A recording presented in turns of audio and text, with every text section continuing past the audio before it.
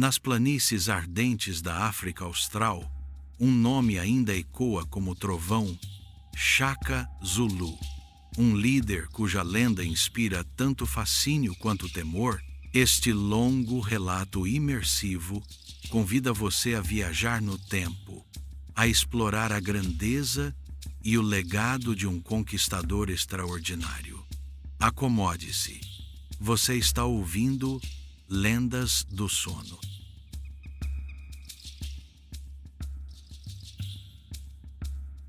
Capítulo 1. A Criança do Destino. Parte 1. Origens e infância de Shaka, rejeitado mas marcado pela força do destino. No coração das vastas planícies da África Austral, varridas pelos ventos e banhadas pelo sol, nasceu uma criança cujo destino iria abalar a história. Essa criança, chamada Shaka, veio ao mundo no final do século XVIII, num contexto em que os clãs Zulus ainda eram apenas pequenas comunidades dispersas, divididas entre rivalidades locais e alianças frágeis. Desde o seu nascimento, ele carregou o peso de circunstâncias excepcionais, pois sua história começou com rejeição e humilhação. Shaka era o filho ilegítimo de Senzangakona, um chefe Zulu, e de Nandi, uma mulher de um clã vizinho, os Landjene. A união deles não havia sido legitimada pelos costumes, e quando Nandi ficou grávida, ela sofreu o desprezo e a vergonha de seu povo. As tradições eram implacáveis com uma mulher que concebia fora do casamento. Ela era considerada uma pária, e a criança por nascer, um sinal de desgraça. Assim, antes mesmo de vir ao mundo, Shaka já carregava os estigmas da rejeição. Quando nasceu, Nandi teve de enfrentar a hostilidade não apenas de seu próprio clã, mas também do de Senzangakona. A criança foi ironicamente apelidada de Shaka, uma palavra associada a uma doença infantil, como se fosse para marcar que ele nunca teria valor. No entanto, apesar desse desprezo, Nandi recusou-se a ceder ao destino que queriam impor a ela. Ela criou seu filho com uma determinação feroz, alimentando nele a ideia de que ele não estava destinado à obscuridade, mas a um futuro maior do que qualquer coisa que seus inimigos pudessem imaginar. A infância de Shaka foi dura.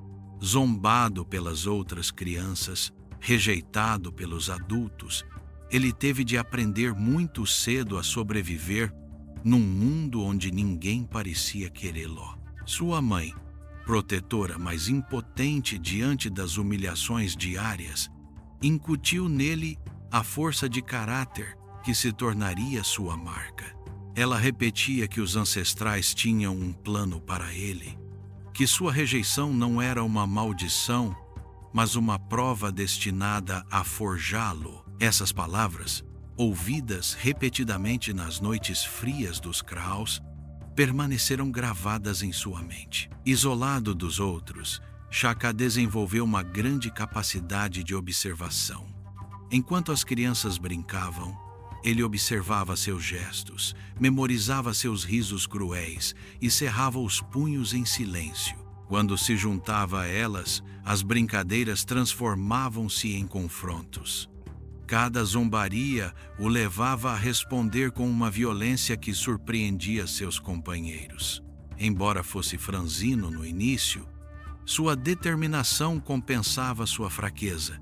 Aos poucos, ele aprendeu a se defender, não apenas por instinto de sobrevivência, mas por uma raiva interior nascida da rejeição. As paisagens de sua infância eram feitas de ervas altas ondulando ao vento, colinas rochosas, pontos d'água onde os rebanhos se reuniam. A vida pastoral, centrada no gado, constituía a riqueza e o orgulho dos clãs. Mas Shaka, muitas vezes privado do que dava dignidade às outras crianças, crescia na carência.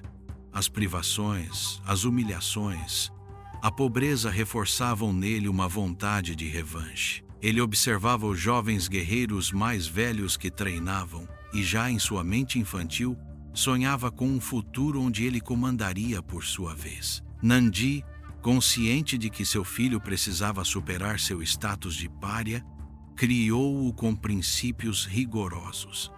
Ela lhe ensinou o orgulho, apesar das humilhações, a paciência, apesar da dor. Em seus olhos, ela via mais do que uma criança rejeitada. Via uma força em formação. Ela repetia que cada lágrima derramada deveria se tornar uma arma, que cada ferida deveria alimentar sua determinação. Sob sua influência, Shaka cresceu com a ideia de que seu destino não poderia ser limitado pela vergonha de seu nascimento. As provações não faltavam. As outras crianças às vezes roubavam sua comida, forçavam-no a suportar suas zombarias.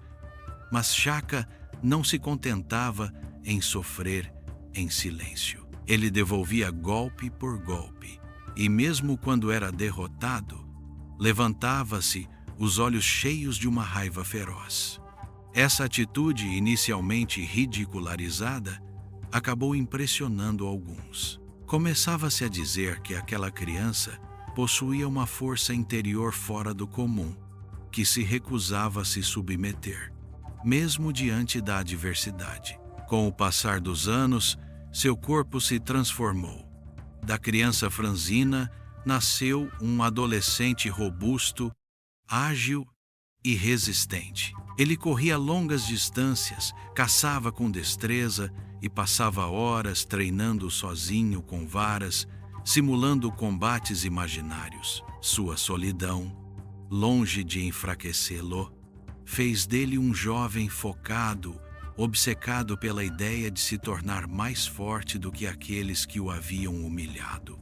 Cada zombaria passada transformava-se em motivação. Em seu olhar brilhava uma intensidade particular.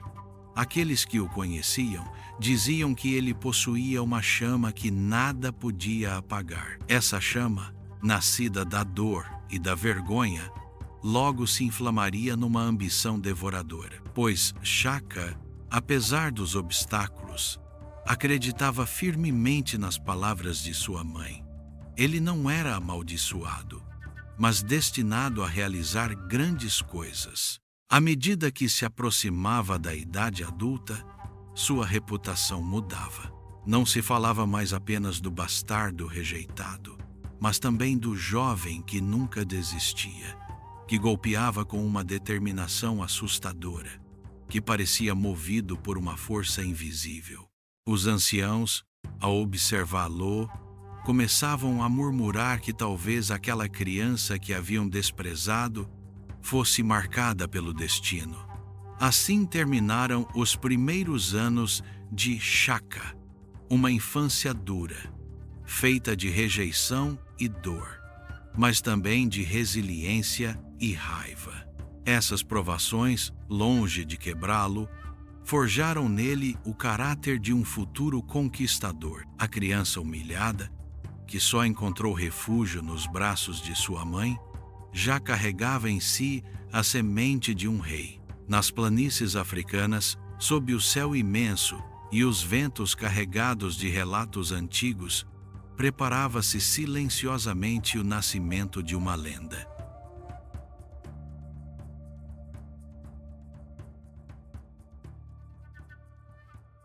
Parte 2. Exílio e formação militar junto aos Mtethwa. A adolescência de Shaka foi marcada por uma virada brutal, uma ruptura que determinaria o curso de sua vida. A rejeição que ele sofreu desde a infância não diminuiu com a idade. Pelo contrário, quanto mais crescia, mais a desconfiança e o desprezo dos outros se intensificavam. O filho ilegítimo de Nandi e Senzangakona não tinha lugar em seu clã. As tensões chegaram a um ponto sem retorno, e o exílio tornou-se inevitável. Para Shaka, essa partida não foi uma libertação, mas uma ferida adicional.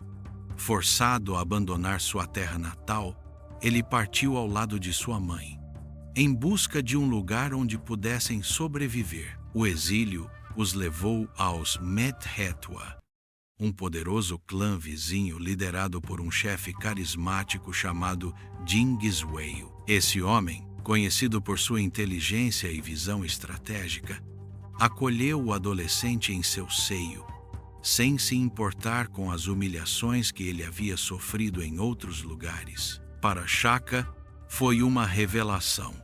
Pela primeira vez, alguém via nele não um pária, mas um potencial. Genghis Wei havia começado a reformar a maneira como seus guerreiros lutavam. Diferentemente dos costumes tradicionais, ele buscava introduzir uma organização mais estruturada, disciplinar seus homens para que agissem em conjunto, em vez de no caos dos combates individuais. Nesse contexto, Shaka encontrou um terreno propício ao florescimento de seus talentos.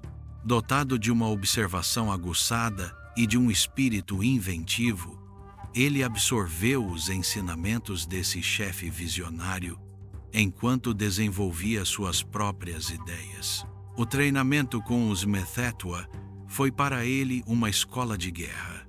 Todos os dias, ele percorria longas distâncias, descalço, para endurecer seu corpo e testar sua resistência. Os exercícios de arremesso de zagaias, os combates simulados corpo a corpo, as danças guerreiras repetidas até a exaustão, forjavam soldados implacáveis. Shaka, movido por uma sede de provar seu valor, superava-se em cada prova. Sua resistência surpreendia seus companheiros, sua disciplina inspirava respeito e, aos poucos, seu nome começou a circular entre os jovens recrutas.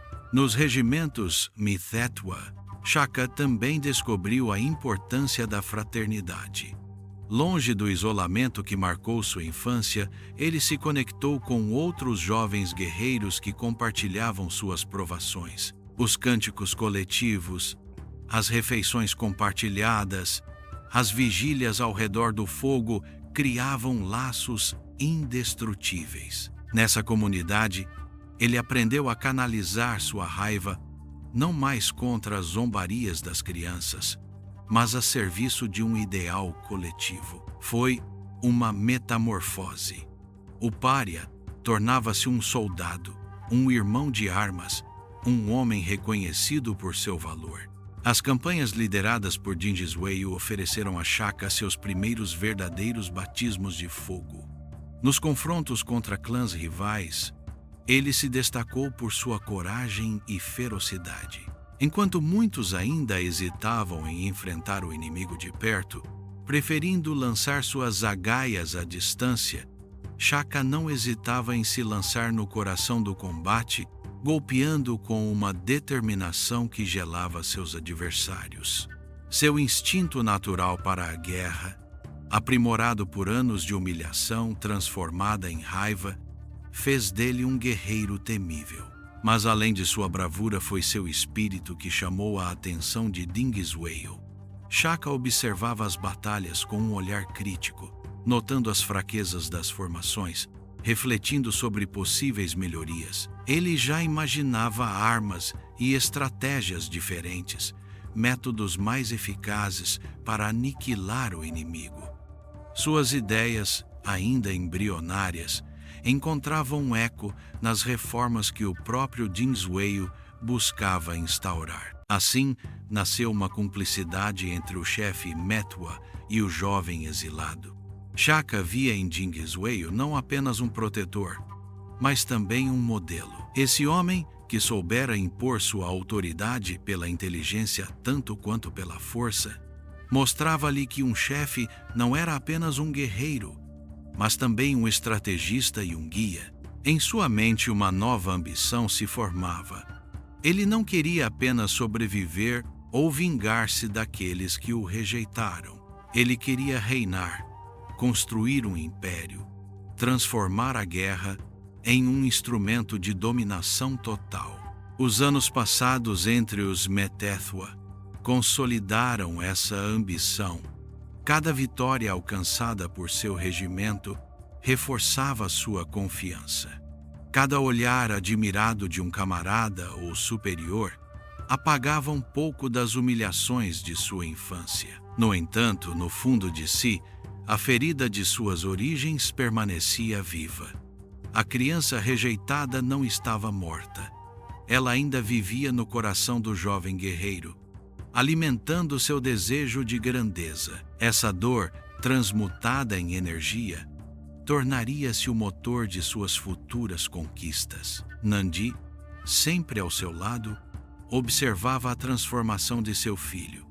Ela via o adolescente tímido e humilhado transformar-se em um homem seguro de si, reconhecido e respeitado. Mas também sabia que essa sede de poder poderia levá-lo a excessos. Ela o encorajava, enquanto lembrava constantemente a necessidade de permanecer fiel a seus ancestrais e às suas raízes. Pois, se Shaka crescia na guerra, também crescia numa cultura onde os espíritos e as tradições reinavam como mestres invisíveis. Quando chegou o momento de se afirmar, Shaka não era mais a criança frágil que haviam desprezado, mas um guerreiro completo, temido e admirado. Sua passagem pelos Metethua deu-lhe as armas físicas e mentais para aspirar a um destino fora do comum. E já nas planícies da África Austral, os murmúrios começavam. Esse jovem não era como os outros. Ele era diferente, marcado por uma força interior que ninguém podia explicar. Assim terminou o exílio de Shaka entre os Metethua. Um período de dor transformado em aprendizado, de humilhação metamorfoseada em ambição. No olhar do jovem, brilhava agora a certeza de que ele estava destinado a algo além da sobrevivência. Seu destino, ele pressentia, seria o de um chefe, de um conquistador, de um rei.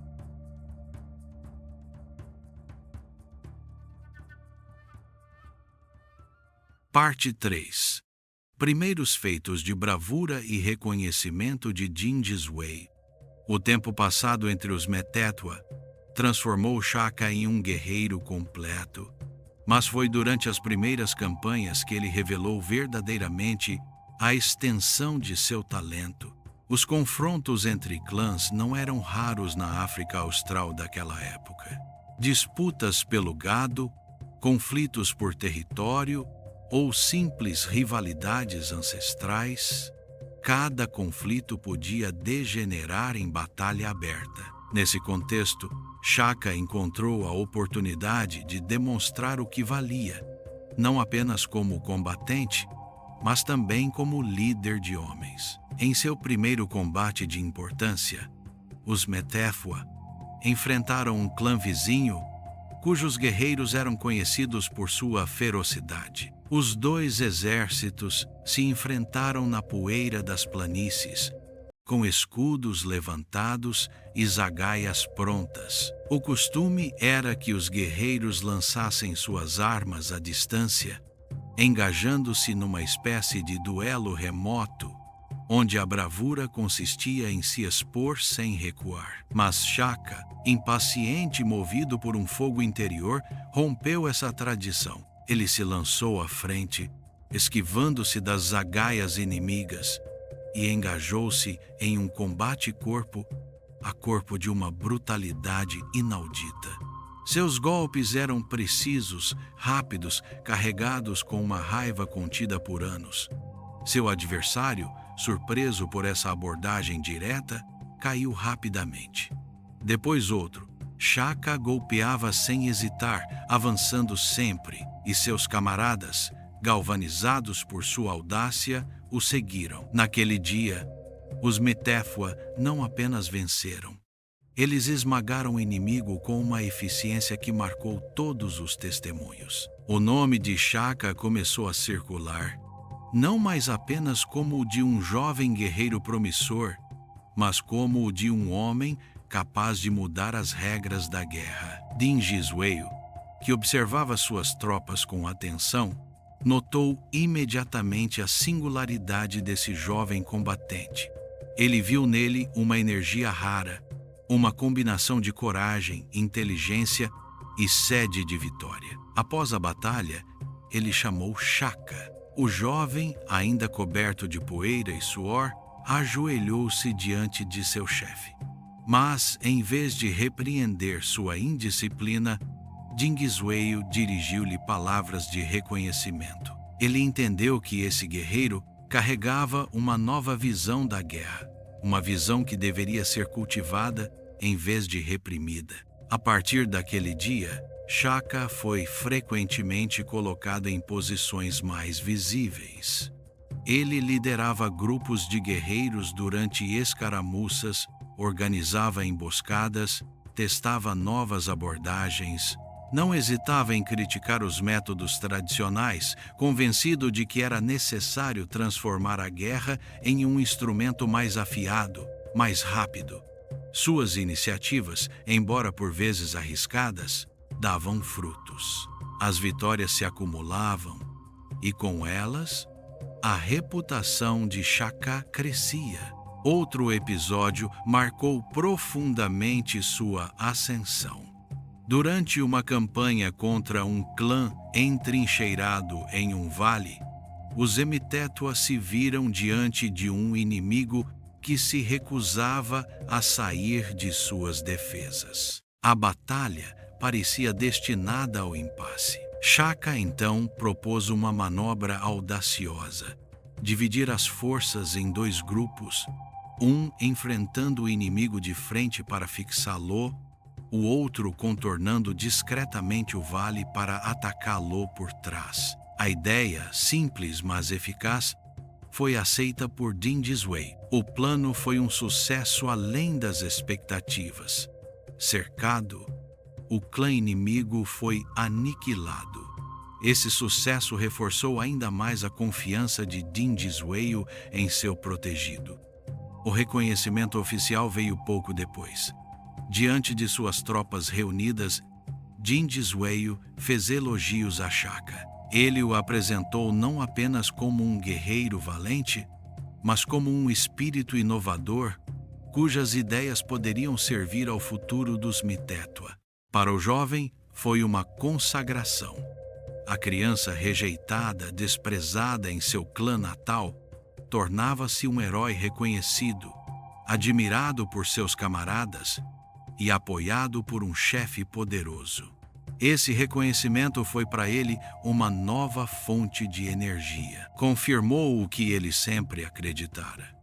Ele estava destinado a algo maior, mas essa ascensão não apagou a raiva que ardia dentro dele. Pelo contrário, ela a atiçava. Shaka lembrava-se de cada humilhação sofrida na infância, de cada riso cruel, de cada olhar de desprezo. Agora, ele tinha a prova de que podia mudar seu destino. Ele não era mais apenas um soldado. Tornava-se um líder, um futuro chefe. Sua ambição, alimentada pela dor do passado, transformou-se em uma vontade inabalável de construir um império onde nunca mais conheceria a humilhação. Nas campanhas seguintes, Shaka continuou a se destacar. Ele forjava laços sólidos com seus homens, compartilhando suas dores e vitórias. Mas também sabia ser implacável diante da fraqueza. Para ele, um guerreiro deveria ser impecável, pois a sobrevivência de todo o grupo dependia de cada um. Essa exigência, ainda moderada na época, já anunciava a disciplina de ferro que ele imporia mais tarde como rei. Ao lado de Dingiswayo, ele também aprendeu a arte de governar. O chefe Mitetua não era apenas um estrategista militar. Ele sabia negociar, tecer alianças, reunir clãs pela diplomacia tanto quanto pela força. Shaka observava, escutava, aprendia. Cada conselho, cada gesto tornava-se para ele uma lição. Aos poucos, ele construía uma visão de poder onde a guerra era apenas uma ferramenta entre outras para unificar e dominar. O reconhecimento de Dingiswayo selou a passagem de Shaka da sombra para a luz. Esse jovem outrora desprezado encontrara um mestre que acreditava nele, um ambiente onde podia expressar seu gênio, um campo de batalha onde podia provar seu valor. Sua vida acabara de tomar um rumo irreversível, pois logo as circunstâncias o chamariam de volta ao seu clã natal, e ele teria de enfrentar as lutas de sucessão que decidiriam seu futuro. Mas já nas planícies da África Austral, seu nome era pronunciado com respeito e às vezes com temor. Shaka, a criança do destino, anunciava-se como um conquistador em formação.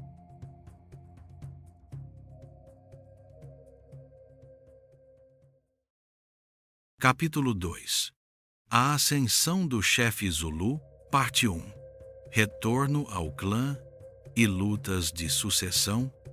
Os anos passados com os Methetwa haviam forjado Shaka em um guerreiro e estrategista respeitado. Mas o destino, que o levara para longe de seu clã natal, trouxe-o de volta abruptamente por meio de lutas internas. A morte de seu pai, Senzangakona, abriu um período de tumultos e rivalidades entre o povo Zulu. Como frequentemente nas sociedades clânicas, a autoridade do chefe falecido deixava um vazio que vários pretendentes disputavam com ardor. Shaka, embora filho ilegítimo, viu nessa situação uma oportunidade única. Sua infância de rejeição e humilhação deixara nele uma ferida que nada ainda havia cicatrizado. Agora ele podia retornar ao seu povo não como um pária, mas como um homem experiente, reconhecido pelo próprio Dingiswayo. No entanto, ele sabia que nada seria simples. Seus rivais não o receberiam de braços abertos. Eles o esperavam de pé firme, prontos para afastá-lo, talvez definitivamente. Seu retorno ao kraal de seu pai foi marcado por tensão. Os anciãos, os chefes de família e os guerreiros reuniram-se para avaliar esse homem de quem tanto se falava. Eles viam retornar não mais a criança rejeitada, mas um guerreiro de porte altivo, olhar ardente, estatura impressionante. A sombra de Dingiswayo pairava sobre ele, pois todos sabiam que ele conquistara o reconhecimento desse grande chefe. Essa nova legitimidade o protegia em parte, mas também atiçava ciúme. Entre os pretendentes ao poder, vários primos e meio-irmãos de Shaka queriam se impor. Cada um reivindicava um direito mais sólido que o da criança ilegítima. As alianças se formavam e desfaziam, rumores circulavam e as tensões ameaçavam explodir em confrontos sangrentos. Nesse clima instável, Shaka entendeu que precisava jogar suas cartas com inteligência. A força sozinha não bastaria. Era necessária também estratégia e astúcia. Ele começou reunindo a seu lado os jovens guerreiros impressionados por sua reputação. Falava com eles com a autoridade de um homem que vira mais batalhas do que muitos deles.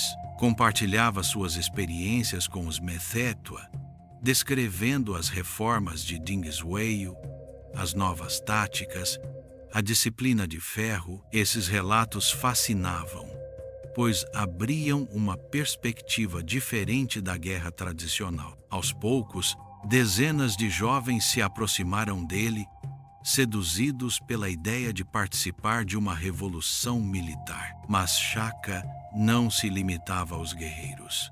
Ele sabia que os anciãos guardiões das tradições desempenhavam um papel crucial. Ele se mostrou respeitoso, invocou os ancestrais e lembrou que, apesar de sua ilegitimidade, era de fato filho de Senzangakona. Essa habilidade de combinar respeito às tradições com uma visão inovadora permitiu-lhe conquistar um lugar num mundo onde normalmente ele teria sido afastado. As lutas de sucessão tomaram a forma de rivalidades abertas. Confrontos eclodiram entre facções. Shaka, apoiado discretamente por Dingishwayo, que via nele um aliado útil, participou ativamente desses combates. Seus regimentos improvisados, embora ainda pouco numerosos, destacavam-se por sua disciplina e eficiência. Onde outros se lançavam em cargas desordenadas, seus homens avançavam em formação, golpeando com uma só voz, um só gesto. Essas primeiras vitórias locais fizeram pender a balança a seu favor. Um de seus meio-irmãos, que já se via como chefe, tentou afastá-lo por meio de uma cilada. Mas Shaka, avisado a tempo, virou a emboscada contra ele. O fracasso desse complô reforçou ainda mais seu prestígio. Aos poucos, a ideia de que Shaka era mais do que um simples pretendente espalhou-se nas mentes. Ele não era apenas um filho ilegítimo em busca de reconhecimento, mas um homem capaz de conduzir os Zulus a uma nova era. Esse retorno ao clã não foi sem dor para Shaka. As lembranças de sua infância humilhada ressurgiam a cada olhar desconfiado, a cada palavra envenenada. Mas em vez de enfraquecê-lo, essa memória alimentava sua determinação. Cada humilhação passada tornava-se um argumento a mais para provar que ele merecia o lugar supremo. A criança rejeitada havia voltado, mas dessa vez tinha armas, aliados e uma ambição inabalável. O clima de tensão atingiu seu auge quando Dingishwayo interveio abertamente em favor de Shaka. O chefe Metetwa via nele o instrumento perfeito para consolidar sua influência sobre os clãs vizinhos. Ao apoiar a ascensão de Shaka, ele fortalecia suas próprias alianças. Esse gesto, embora motivado por interesses políticos, deu a Shaka uma legitimidade decisiva. Agora, ele não era mais apenas um pretendente interno, mas um homem apoiado por uma potência regional. Os rivais de Shaka, conscientes dessa nova realidade, tiveram de aceitar sua ascensão, não sem amargura. Alguns foram afastados, outros integrados pela força ou por casamentos estratégicos. Shaka, pragmático, sabia que não deveria destruir tudo de uma vez. Ele preferiu neutralizar seus inimigos mais perigosos enquanto mantinha os outros sob vigilância. Sua estratégia combinava brutalidade e paciência, um método que se tornaria sua marca registrada. Assim, o retorno ao clã natal, que poderia ter terminado em tragédia, tornou-se o ponto de partida de uma ascensão irresistível. Shaka ainda não era rei, mas conquistara um lugar central nas lutas de sucessão. Suas vitórias militares, seu carisma e o apoio de Dingishwayo fizeram dele um rival temível que ninguém podia ignorar.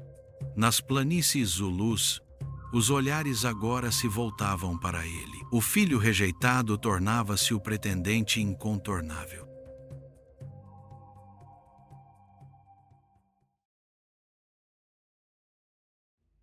Parte 2. A vitória sobre seus rivais e sua coroação como chefe.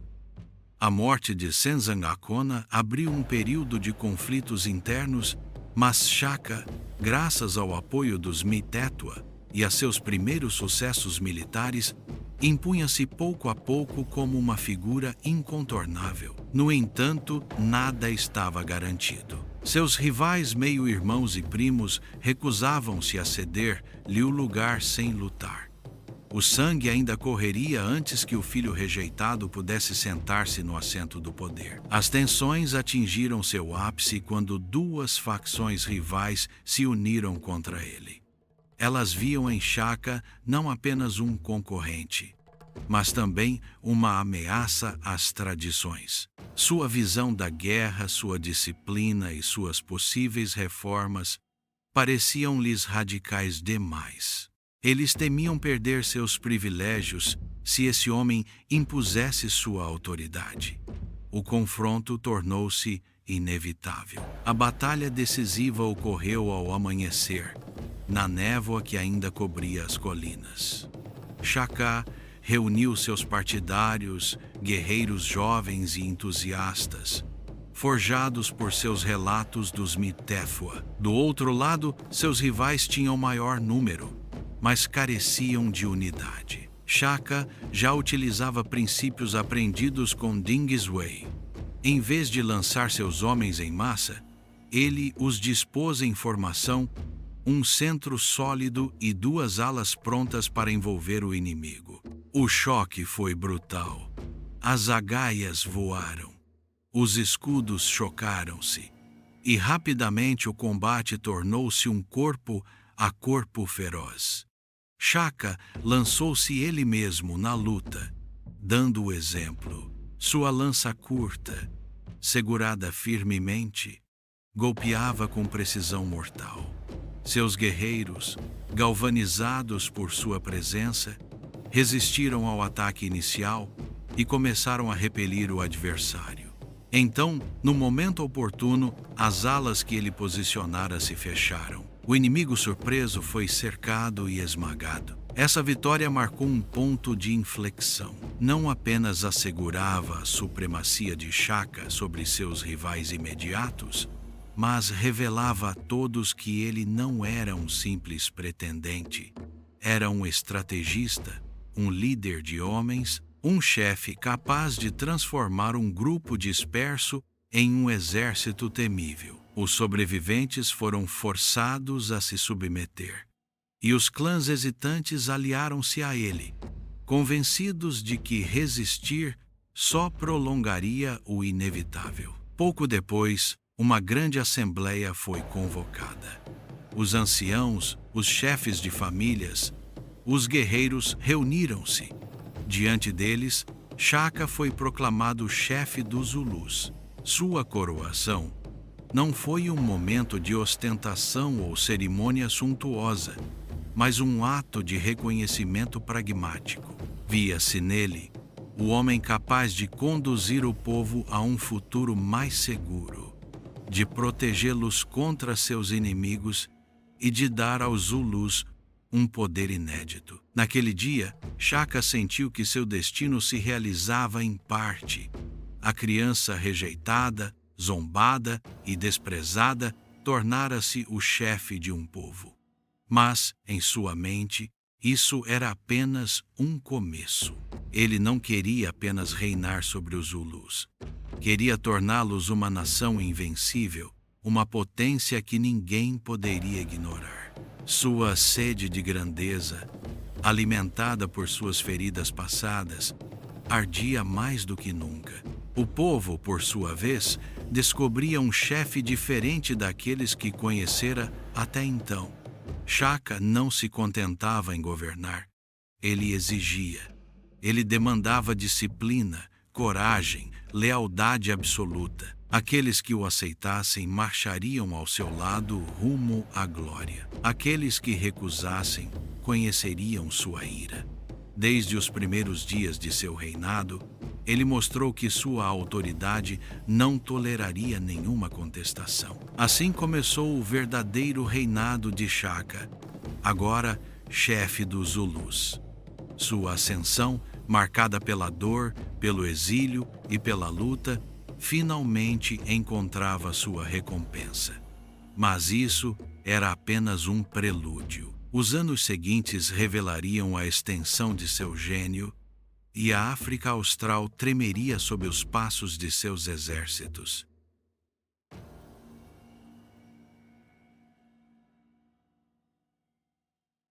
Parte 3. As primeiras reformas sociais e militares. Desde os primeiros dias de seu reinado, Shaka entendeu que seu poder não poderia repousar apenas na vitória sobre seus rivais. Para durar, ele precisava transformar profundamente seu povo, remodelar tanto a sociedade quanto a arte da guerra.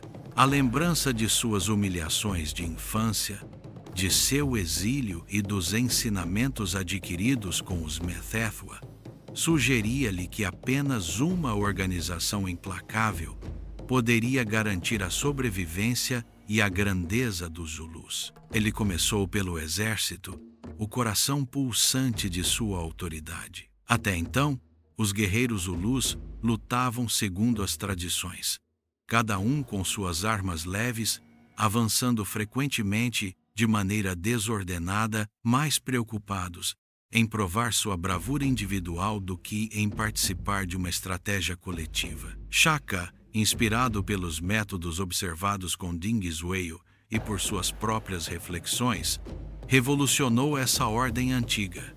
Ele instituiu um sistema de idades militares, agrupando os jovens em regimentos chamados impi. Cada impi era alojado em uma cerca específica, um kraal militar, onde a vida se resumia ao treinamento, à disciplina e à preparação para a guerra. A vida nesses cercados militares era austera.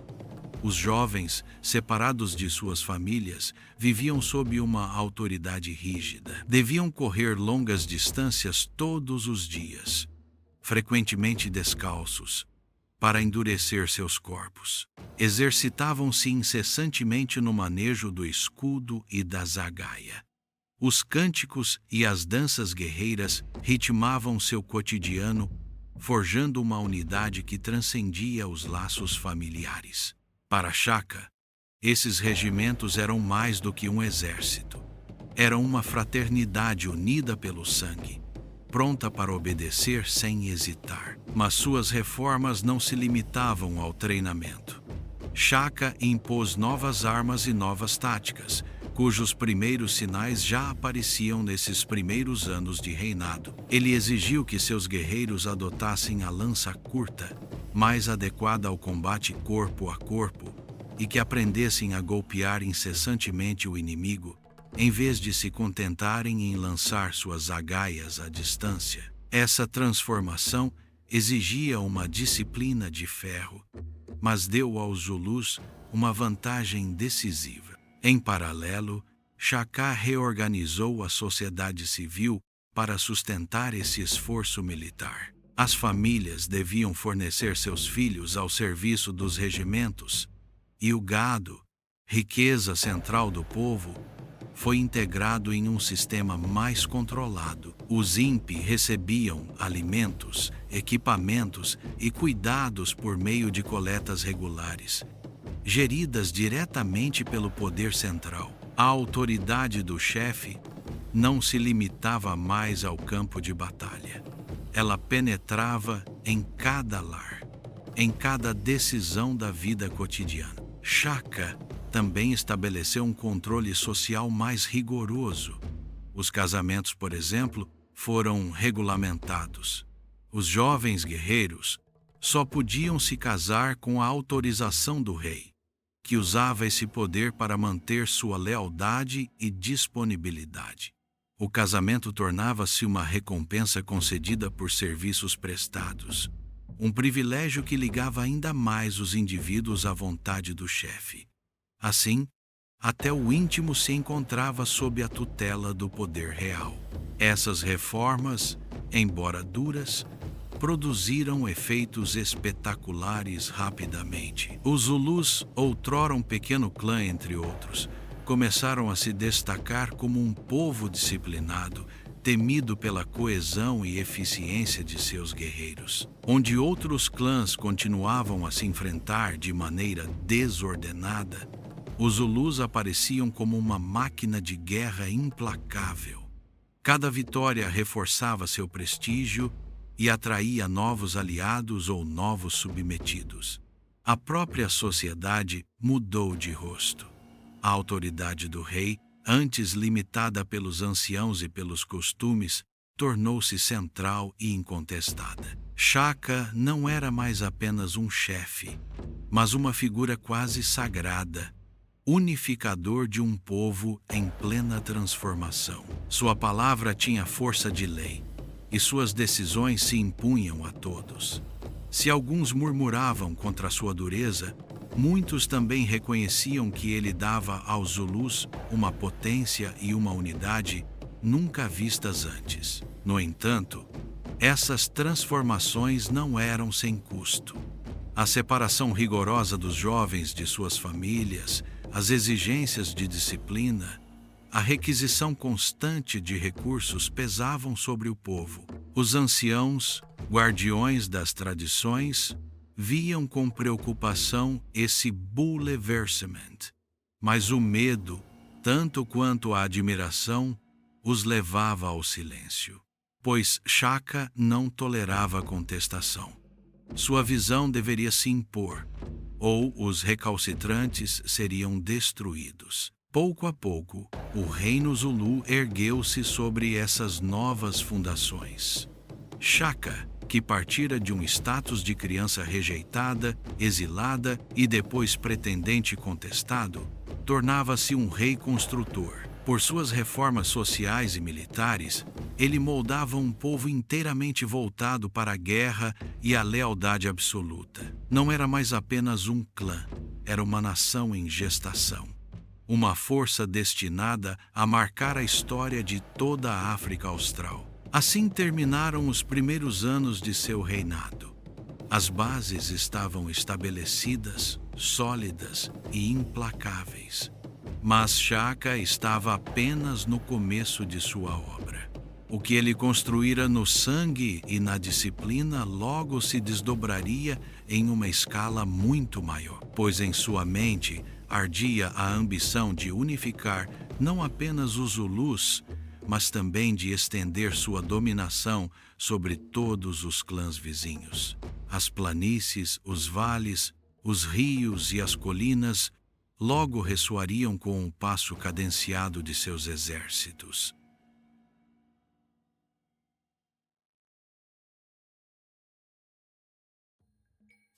Capítulo 3. O estrategista e o conquistador, parte 1. A invenção do Ikola e a revolução dos exércitos Zulus. Entre todas as inovações que marcaram a obra de Shaka, nenhuma teve tanto impacto quanto a invenção e a generalização do Ikola, a lança curta destinada ao combate corpo a corpo. Essa arma, simples em aparência, mudou radicalmente a maneira de fazer a guerra na África Austral.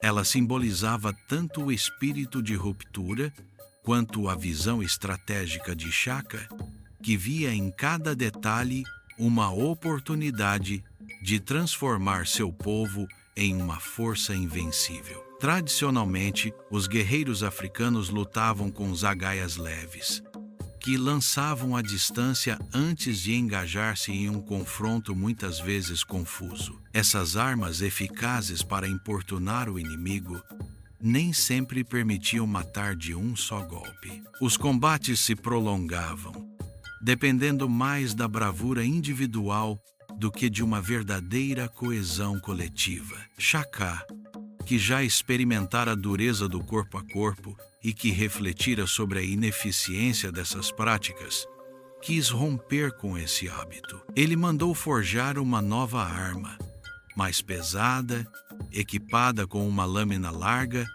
e afiada fixada a um cabo curto e robusto. Diferentemente da zagaia, o Ikola não foi projetado para ser lançado, mas para golpear diretamente no contato, perfurando o inimigo a queima-roupa. Seu próprio nome vinha do som surdo e úmido que fazia ao penetrar o corpo, um som aterrorizante que gelava o sangue. Essa arma impunha uma nova maneira de lutar. Não se tratava mais de manter distância, mas de mergulhar na luta, golpear com precisão, matar rapidamente e avançar ainda. A introdução do Ikola revolucionou o treinamento dos regimentos.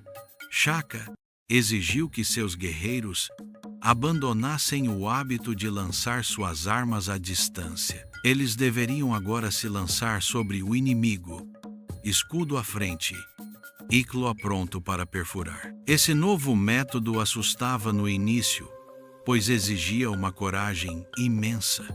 Era preciso enfrentar a morte de perto, sentir o hálito e o sangue do adversário.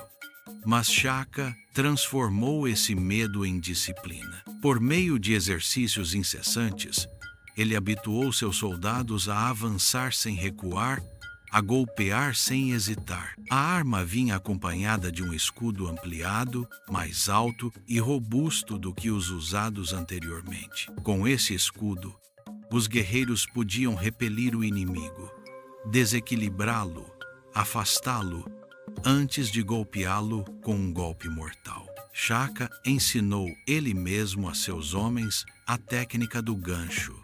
Com a borda do escudo, prendia-se-o do adversário para afastá-lo bruscamente, abrindo sua guarda e permitindo um golpe fatal do íclua.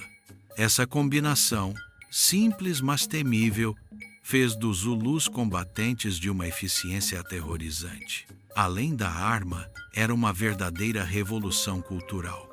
Os guerreiros, acostumados à demonstração individual de bravura, deviam agora obedecer a uma lógica coletiva. A glória pessoal só fazia sentido na vitória comum. Cada homem tornava-se uma engrenagem numa máquina guerreira. Shaka pregava que a coragem não consistia em se lançar sozinho contra o inimigo, mas em manter seu lugar na formação, golpear no mesmo ritmo que seus irmãos de armas, criar um muro vivo impossível de romper. Os primeiros testes em batalha confirmaram a eficácia da reforma. Diante de clãs ainda fiéis às zagaias tradicionais, os Zulus avançavam como uma onda implacável. Os escudos se chocavam, os íclua golpeavam incessantemente.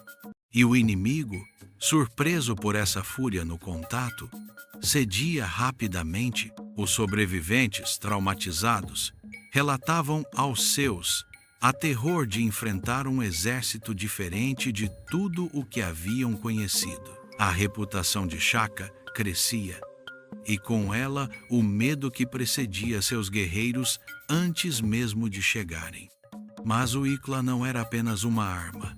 Tornou-se um símbolo. Ele encarnava a ruptura com o passado, o espírito de disciplina e modernidade que Shaka impunha a seu povo. Cada jovem iniciado recebia seu íclua, como quem recebia um destino. Não se podia lançá-lo, não se podia fugir dele.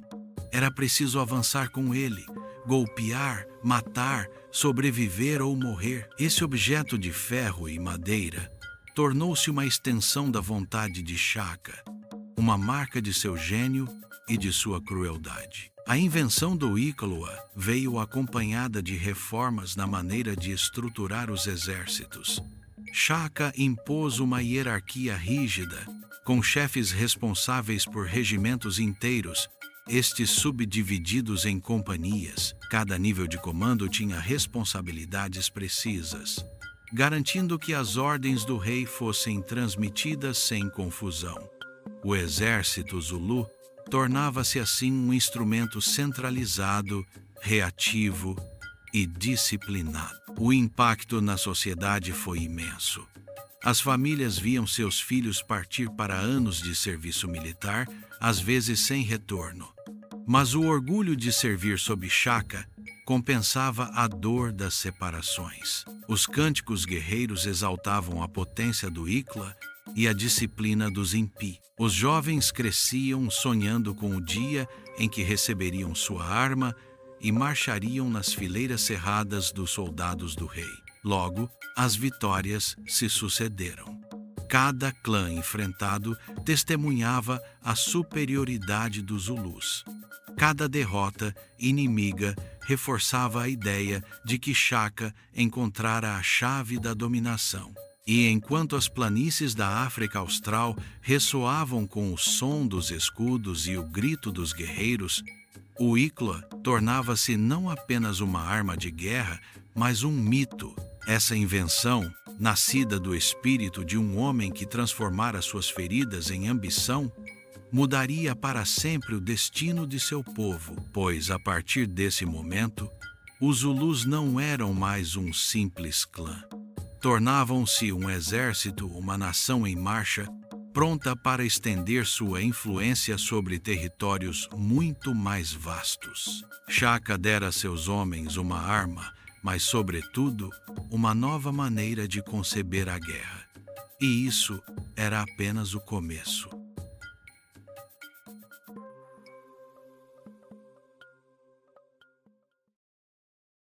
Parte 2. A tática da corneta de búfalo e a disciplina dos Impi. Após transformar o armamento de seus guerreiros com o Icla, Shaka prosseguiu sua obra de reformador ao inventar uma nova maneira de fazer a guerra. Não bastava ter armas mais eficazes. Era necessário também uma estratégia capaz de dominar os campos de batalha, mesmo diante de inimigos mais numerosos. Dessa reflexão nasceu a tática da corneta de búfalo, uma inovação que marcaria duradouramente a arte militar africana. Shaka observava os rebanhos de búfalos, poderosos animais da savana, quando eles avançavam para defender seus filhotes. Os adultos formavam um círculo protetor, os mais fortes nas laterais, os mais jovens no centro. Adaptando esse modelo natural à guerra, ele imaginou uma formação onde o exército não se limitava a avançar diretamente, mas envolvia progressivamente o adversário para aniquilá-lo. Essa ideia simples e genial transformava cada batalha numa caçada implacável, onde o inimigo, uma vez preso no cerco, não tinha mais escapatória. A tática da corneta de búfalo dividia-se em 3 partes. O centro, chamado de peito, era formado pelos guerreiros mais robustos, encarregados de fixar o inimigo e retê-lo por um confronto frontal. As 2 alas, ou cornetas, estendiam-se de ambos os lados e avançavam em arco para envolver progressivamente o adversário. Por fim, a retaguarda, ou lombos, era composta por tropas de reserva, frequentemente jovens guerreiros, prontos para intervir para reforçar um ponto fraco ou para aniquilar o inimigo preso na armadilha. Essa formação exigia uma disciplina impecável. Os guerreiros deviam resistir à tentação de se lançar sozinhos na luta. Precisavam esperar o sinal, manter sua posição, avançar no ritmo ordenado. Cada movimento era calculado para que a manobra tomasse forma, para que as cornetas se encontrassem e fechassem o círculo. Era uma dança de guerra onde cada homem tinha seu lugar, e onde o menor erro podia comprometer o todo. Shaka dedicou meses ao treinamento de seus impi. Os regimentos repetiam a formação incessantemente nas planícies, até que cada gesto se tornasse instintivo. O rei observava tudo, corrigia, exigia.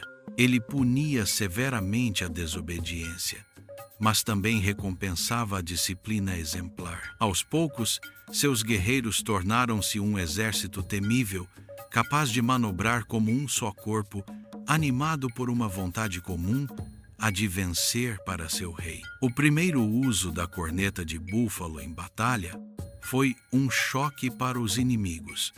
Acostumados a confrontos caóticos, eles não compreenderam imediatamente a manobra. O centro Zulu resistia, absorvendo a energia do ataque adversário. Enquanto isso, as cornetas se estendiam silenciosamente, como braços que se alongam. E de repente, o inimigo se via cercado, incapaz de fugir. Preso na armadilha, era massacrado sem piedade. A vitória não dependia mais apenas da coragem, mas de uma organização superior. Os rumores dessa nova tática espalharam-se rapidamente. Os clãs vizinhos, aterrorizados, contavam que os Zulus lutavam como um animal gigante, com um corpo sólido, cornetas que se alongavam e uma vontade implacável. O medo agora precedia os exércitos de Shaka. Antes mesmo de avistar seus guerreiros, os inimigos tremiam com a ideia de serem presos nesse círculo de morte. Mas essa estratégia só podia funcionar graças à disciplina dos Impi. Shaka criara regimentos de elite, onde a lealdade e a obediência eram absolutas. Cada Impi vivia separado do resto da população, em kraals militares onde os jovens passavam anos treinando. Eles corriam descalços por distâncias imensas, praticavam cargas repetidas, dormiam pouco, comiam sobriamente. Sua vida inteira era dedicada à guerra. Para manter sua motivação, Shaka usava tanto o medo quanto a honra. A deserção ou a covardia eram punidas com a morte, às vezes executadas diante de todo o regimento para servir de exemplo. Mas aqueles que se destacavam recebiam recompensas, elogios públicos, às vezes o raro e precioso direito de se casar ou a promessa de terras e gado. Cada guerreiro sabia que sua vida estava nas mãos do rei e que apenas a glória no campo de batalha podia lhe trazer reconhecimento e dignidade. Essa disciplina extrema forjou um exército inigualável na região. Os Zulus não lutavam mais em bandos dispersos, mas em regimentos coesos, cada um com um nome, uma identidade, uma história. Esses Impi desenvolviam um poderoso espírito de corpo. Os cânticos de guerra, entoados antes da batalha, ressoavam como um trovão, galvanizando os seus e aterrorizando os outros. Quando os guerreiros batiam o chão com os pés descalços, as vibrações pareciam anunciar o fim do mundo para seus inimigos. Shaka sabia que a disciplina era a chave da vitória. Em sua mente, o exército deveria ser uma extensão de sua própria vontade. Os Impi eram seus instrumentos, e por meio deles, ele moldava um império. Cada batalha vencida reforçava seu prestígio e o de sua tática. Cada inimigo derrotado aumentava o terror e a fascinação que seu nome inspirava. Assim, graças ao Ikloa, ao escudo ampliado e, sobretudo, à tática da corneta de búfalo, Shaka transformou a guerra na África Austral. Onde outros viam o combate como uma sucessão de façanhas individuais, ele o transformou numa ciência coletiva, numa mecânica de destruição. Seus exércitos tornavam-se feras de guerra, avançando em uníssono, golpeando com um só golpe, aniquilando toda a resistência. A disciplina dos Impi e a eficácia da corneta de búfalo deram a Shaka uma vantagem decisiva sobre seus vizinhos. Não era mais apenas uma série de vitórias. Era o início de uma expansão fulgurante. As planícies, os vales e as colinas da África Austral logo seriam percorridas por regimentos numerosos, cantando o nome de seu rei, batendo o chão como uma tempestade. O mundo mudava, e Shaka era o responsável por essa transformação.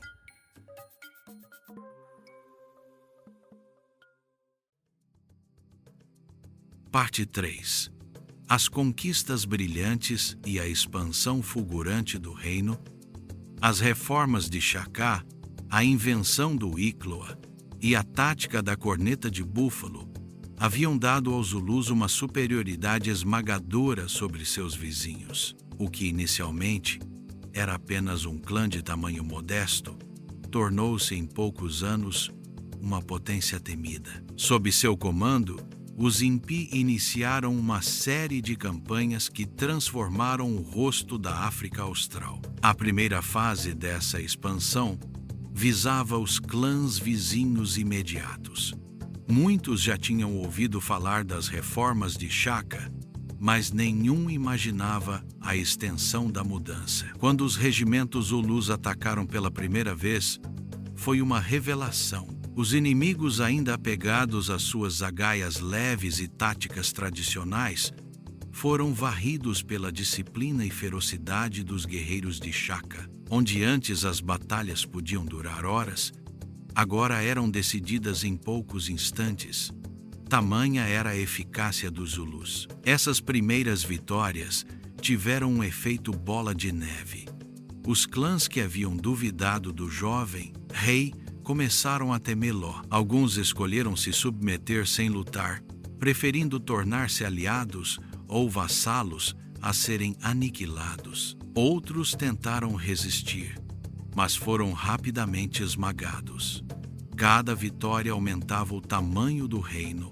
Cada submissão ampliava a esfera de influência de Shaka. Mas a ambição do rei não se limitava a consolidar seu poder local. Ele via grande, muito maior. Em sua mente, os Zulus não estavam destinados a ser apenas um clã poderoso. Estavam destinados a reinar sobre toda a região, a impor sua lei dos rios às montanhas, das colinas às planícies. Ele lançou então seus exércitos em campanhas cada vez mais distantes, atacando clãs longínquos que nunca tinham ouvido falar dele antes de enfrentarem seus regimentos. Essas campanhas foram marcadas por uma brutalidade sem igual. Shaka impunha uma regra simples. Aqueles que se submetiam podiam ser integrados, mas aqueles que resistiam deviam ser exterminados. Vilas incendiadas, gado confiscado, populações dispersas, tudo servia para reforçar seu poder e enviar uma mensagem clara: não se resistia aos Zulus. Essa política de terror, por mais dura que fosse, contribuiu para acelerar a expansão. Muitos clãs, aterrorizados pela ideia de enfrentar seus exércitos, preferiam se render sem lutar. À medida que seu reino crescia, Shaka reorganizava os territórios conquistados. Os chefes vencidos eram substituídos por homens leais, muitas vezes saídos de suas próprias fileiras. As populações submetidas eram dispersas, às vezes reassentadas em outros lugares, para evitar revoltas. Esse sistema, brutal mas eficaz, reduzia os riscos de resistência e permitia integrar progressivamente milhares de pessoas sob a autoridade Zulu. Os Impi agora percorriam distâncias impressionantes, capazes de marchar dezenas de quilômetros em um único dia para surpreender seus inimigos. Os relatos contam que os guerreiros de Shaka eram tão resistentes que pareciam surgir do nada, atacando com uma rapidez que deixava seus adversários sem reação. A disciplina imposta pelo rei permitia coordenar essas campanhas com uma precisão que surpreendia até os aliados. Mas não era apenas a guerra que estendia o reino, era também a reputação. Os relatos de sobreviventes, os rumores espalhados por viajantes, o eco dos cânticos guerreiros faziam de Shaka uma figura quase mítica. Alguns clãs se rendiam antes mesmo da chegada de seus exércitos, convencidos de que nenhuma resistência era possível. Assim, o medo tornava-se uma arma por si só, tão eficaz quanto o Ikla. Nesse período de expansão fulgurante, o reino Zulu passou de um pequeno território a um império que cobria uma vasta parte da África Austral. Dos rios Tugela e Pongola, as planícies de Natal, das colinas do Zululanda até as fronteiras de clãs mais distantes, a influência de Shaka se estendia como uma onda irresistível. Cada campanha consolidava sua autoridade. Cada vitória reforçava sua lenda. Para os próprios Zulus, essas conquistas representavam uma transformação radical. As famílias viam seus filhos retornarem aureolados de glória, trazendo botins e gado. Os cânticos nas vilas celebravam as vitórias, glorificavam o rei e recordavam os nomes dos guerreiros caídos. A sociedade inteira vibrava ao ritmo das campanhas militares, como se a guerra tivesse se tornado a própria essência de sua existência coletiva. No entanto, essa expansão rápida não era sem consequências. As populações deslocadas, os clãs aniquilados, os sobreviventes integrados à força, criavam uma instabilidade permanente. As tensões se acumulavam e, embora a mão de ferro de Shaka mantivesse tudo sob controle, o edifício repousava sobre um equilíbrio frágil. O império crescia, mas tornava-se também mais difícil de controlar. Para Shaka, essas dificuldades eram apenas desafios a superar. Ele via em cada resistência uma oportunidade de provar a superioridade dos Zulus. Em cada vitória, uma justificativa de seu reinado. Sua ambição parecia sem limites. Ele sonhava com um reino tão poderoso que ninguém jamais pudesse contestá-lo. E nas planícies da África Austral, seu nome já ressoava como o de um conquistador invencível. Assim, as conquistas brilhantes de Shaka marcaram o apogeu de seu gênio militar. Em poucos anos, ele construíra um império a partir de quase nada. Suas reformas, sua audácia e sua crueldade haviam transformado um povo humilhado e disperso em uma nação temida. Mas essa grandeza, construída no sangue e no medo, já carregava em si os germes de futuras tensões. Pois quanto mais um império cresce rápido, mais vulnerável se torna às suas próprias falhas.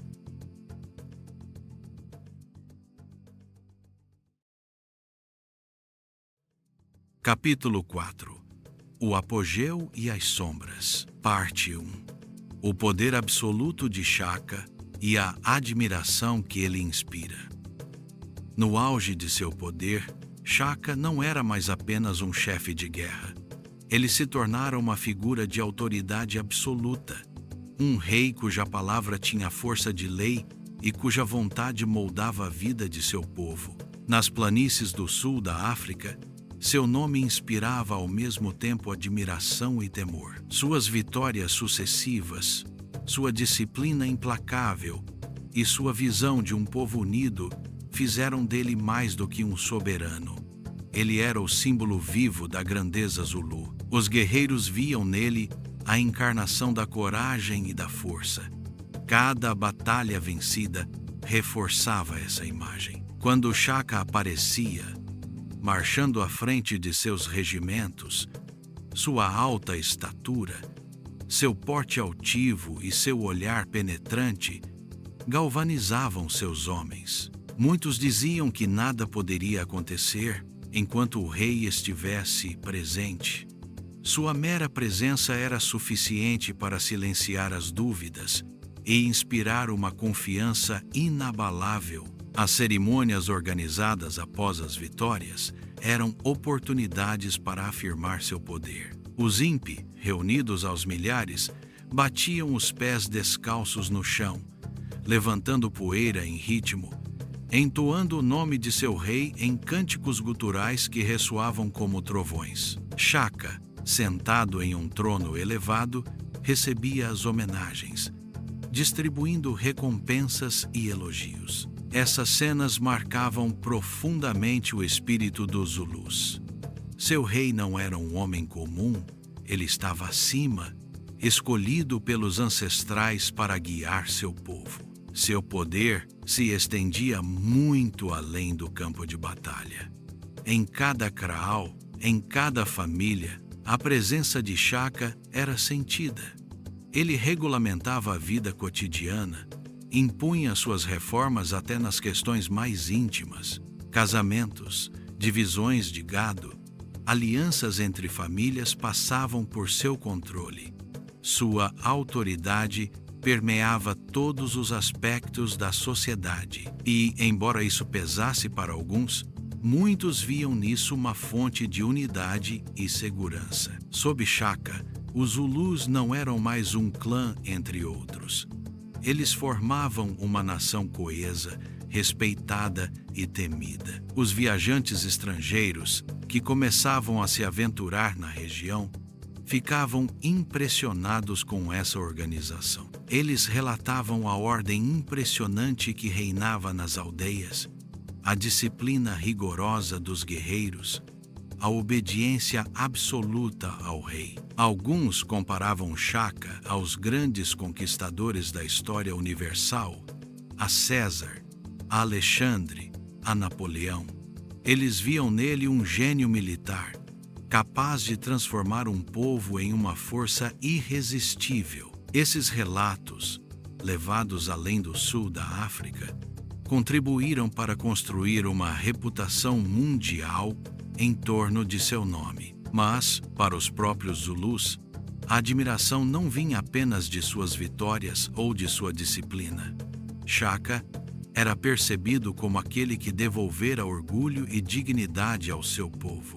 Antes dele, eles eram apenas um pequeno clã, frequentemente desprezado ou ameaçado por outros mais poderosos. Graças a ele, tornaram-se senhores de um vasto território, respeitados por todos os seus vizinhos. Essa transformação suscitava um imenso orgulho coletivo.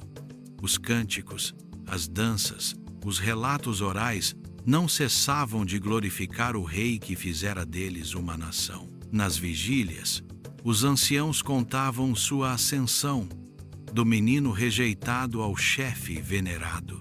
Os jovens ouviam esses relatos com olhos brilhantes, sonhando com o dia em que receberiam sua ícloa e marchariam, por sua vez, nas fileiras do exército do rei. Para eles, Shaka não era apenas um soberano, era um modelo, um ideal de coragem, tenacidade e grandeza. Essa admiração também se alimentava do medo, pois Shaka não hesitava em punir a desobediência com uma severidade extrema. Aqueles que traíam sua confiança, que demonstravam falta de coragem ou que questionavam suas ordens, enfrentavam um fim brutal. Mas, paradoxalmente, essa rigorosidade reforçava ainda mais sua autoridade.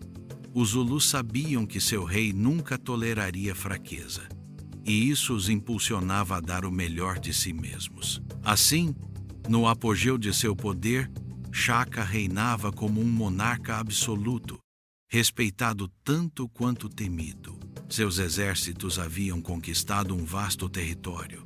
Seu povo estava unido como nunca, e seu nome já ecoava além de suas fronteiras. O menino humilhado tornara-se a encarnação da grandeza, o chefe incontestável de um império em plena ascensão.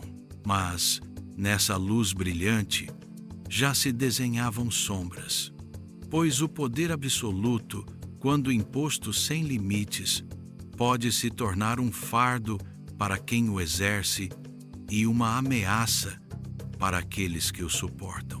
Por trás da admiração e da glória, escondiam-se os germes da crueldade e da paranoia, que logo marcariam o reinado de Shaka com sua sombra escura.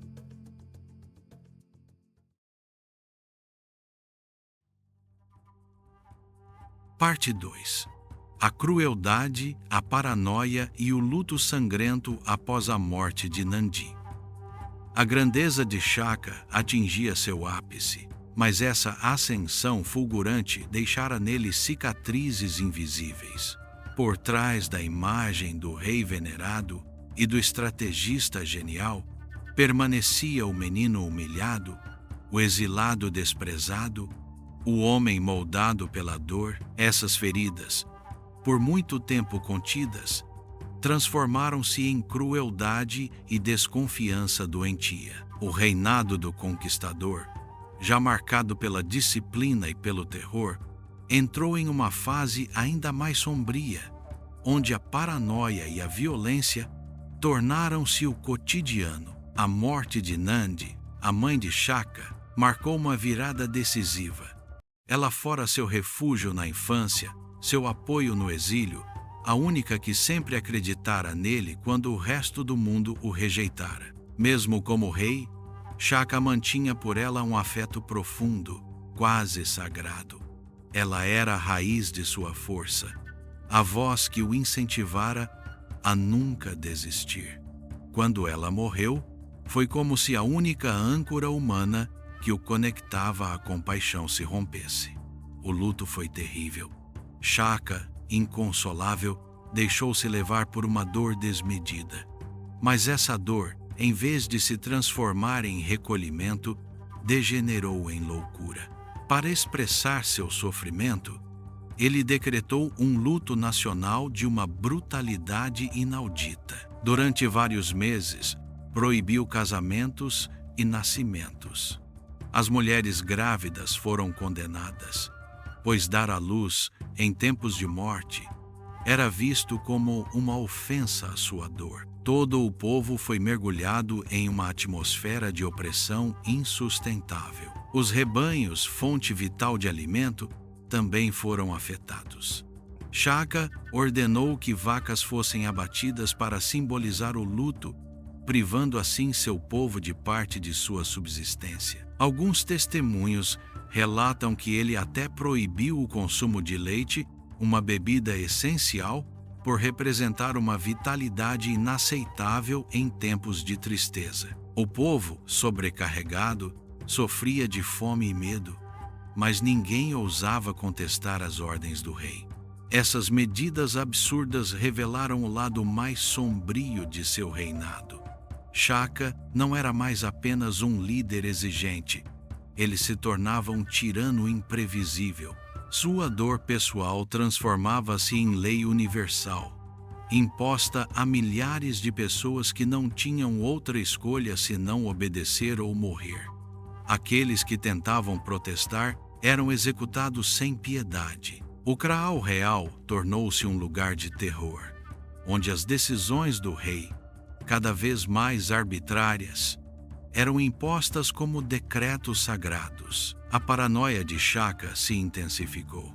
Ele via conspirações em todos os lugares, suspeitava de traição entre seus próximos, testava incessantemente a lealdade de seus guerreiros. Ele enviava espiões para vigiar seus próprios chefes, e os menores sinais de fraqueza podiam ser interpretados como rebelião. Muitos de seus fiéis viviam com o medo constante de um mal-entendido, de uma palavra mal interpretada, de um gesto mal compreendido. A sombra da morte pairava sobre todos ao seu redor. No entanto, apesar dessa crueldade, uma parte do povo continuava a admirá-lo.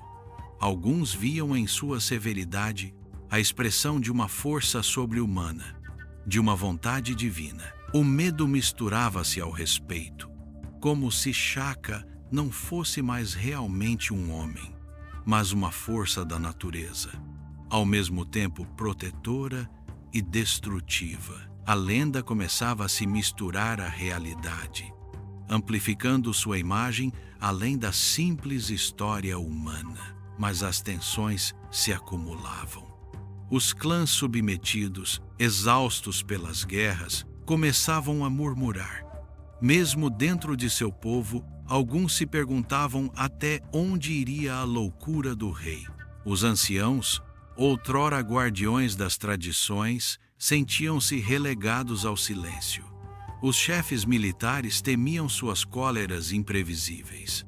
A unidade, fundada na disciplina e no terror, começava a rachar. A morte de Nandi abriu uma ferida aberta no coração de Shaka, e essa ferida sangrava sobre todo o seu reino. O rei, que construíra um império com a força de sua vontade, agora mostrava o rosto de um déspota consumido pela dor e pela desconfiança. Cada dia, seu poder parecia crescer, mas, na realidade, ele se isolava, se afastava de seu povo e plantava as sementes de sua própria queda. Assim, o apogeu de Shaka era inseparável de suas sombras.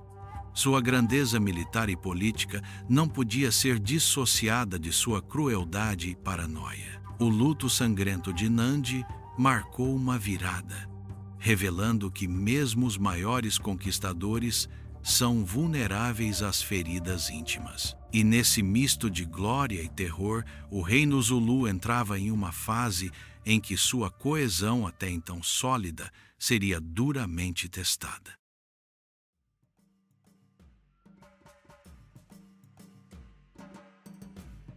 Parte 3. As tensões internas, as revoltas e as primeiras rachaduras.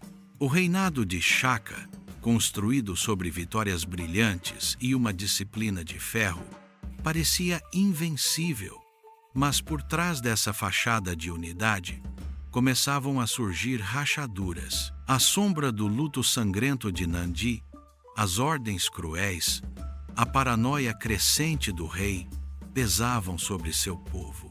O que fora a fonte de sua força, o terror e a obediência absoluta, tornava-se, aos poucos, um fardo insuportável.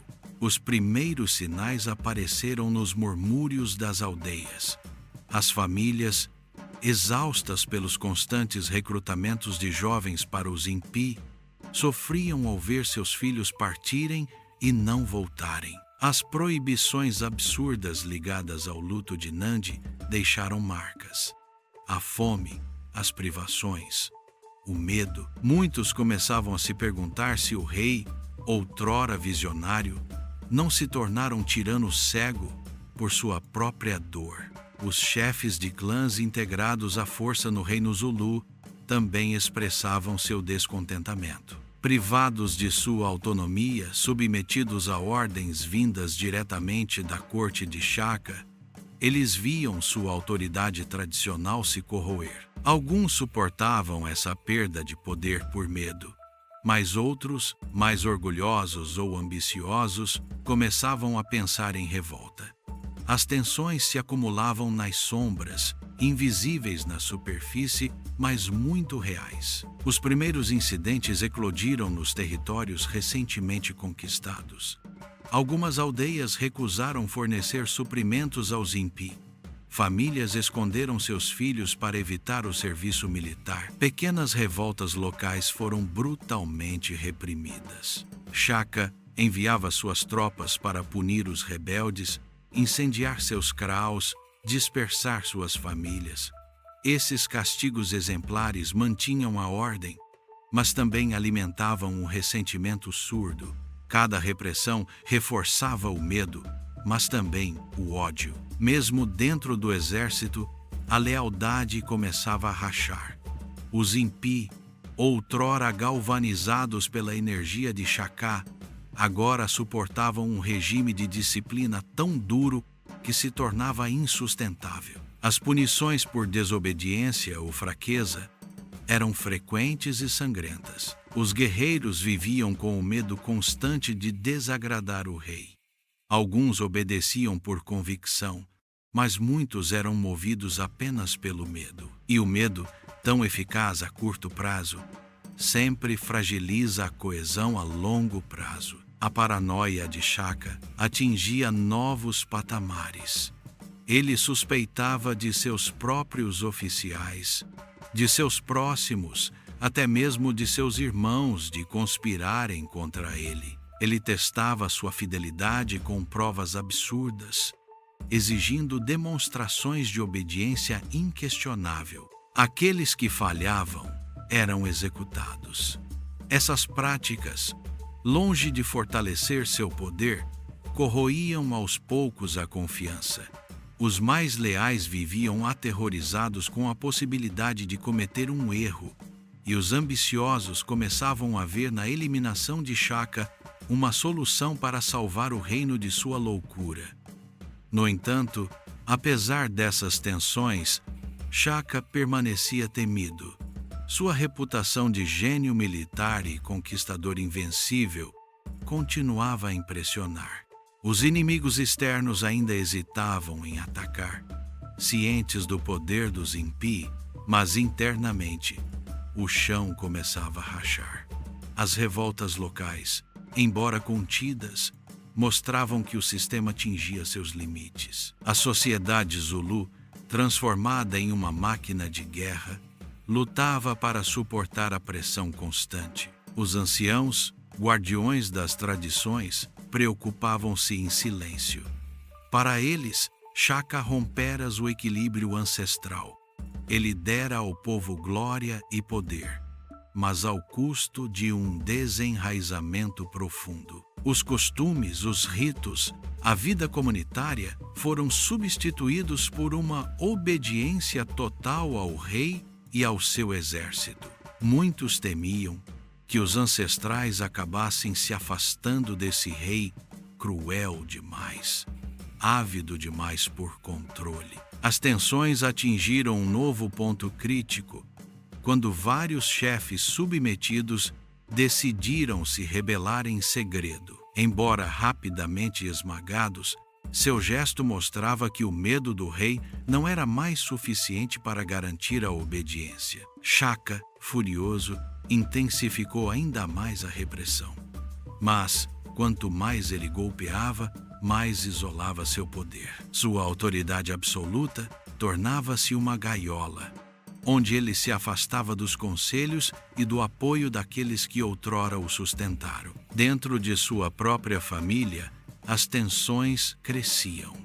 Seus meio-irmãos, Dingane e Milangana, que por muito tempo viveram à sua sombra, suportavam cada vez menos sua autoridade tirânica. Eles viam seu reinado se transformar em loucura e começavam a pensar que uma mudança era necessária. Sua lealdade se desmoronava e em seus olhares já brilhava a sombra da traição. Assim, sob a aparente solidez do Império Zulu, abriam-se rachaduras irreparáveis. O terror, que construíra a unidade, voltava-se contra seu instigador. O povo, os guerreiros, os chefes, até mesmo os próximos do rei, todos carregavam um misto de medo, ressentimento e cansaço. O gênio de Shaka criara um império, mas seu excesso de crueldade agora ameaçava destruí-lo. O tempo do apogeu chegava ao fim, as sombras cresciam ao redor do rei, e já, nos bastidores de seu próprio kraal, preparavam-se os complôs que precipitariam sua queda.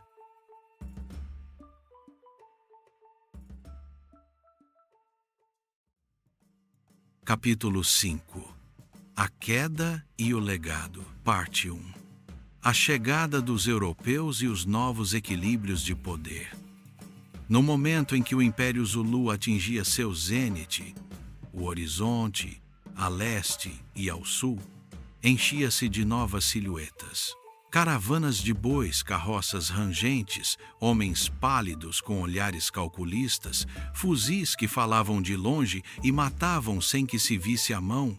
Os europeus se instalavam, depois avançavam, traçando rotas invisíveis que acabariam por redesenhar o mapa dos poderes. Para Shaka, cujo reino fora construído na velocidade das investidas e no brilho da íclua, essa presença estranha inaugurava um tipo de prova inédita.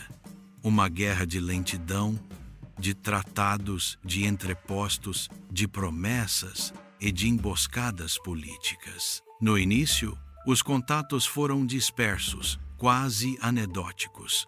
Alguns mercadores portugueses costeiros trocavam miçangas, tecidos, bugigangas e fuzis de pederneira por marfim, peles, gado. Mais longe, os boeres, agricultores e criadores subiam ao norte em busca de pastagens. Os britânicos, por sua vez, já traçavam linhas em mapas que ninguém ali assinara, medindo portos, sondando rios marcando pontos de apoio onde a Union Jack tremulava ao vento. Tudo isso, à distância, ainda parecia longínquo. No entanto, os rumores logo penetraram os Kraal Zulus.